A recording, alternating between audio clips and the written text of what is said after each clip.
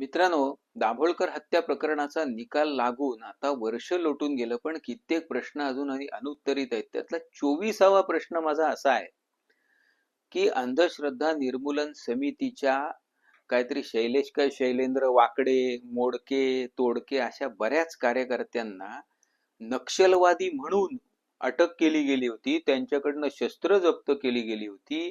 दाभोळकरांनी press conference घेऊन ते आमचे कार्यकर्ते आहेत पण पदाधिकारी नाहीत असंही निलाजरेपणे सांगितलं होतं. त्यांना सोडावं म्हणून सरकारवर दबाव आणण्याचे धंदे स्वतः दाभोळकर करत होते.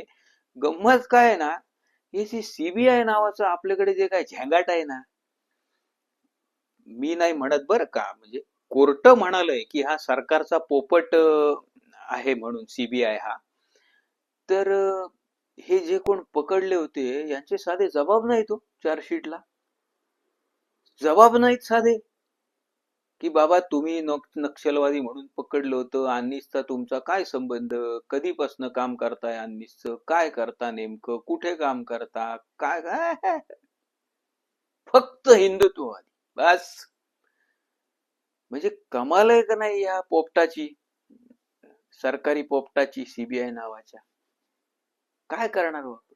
अमृत महोत्सव साजरा करतोय स्वातंत्र्याचा, अवघड आहे का?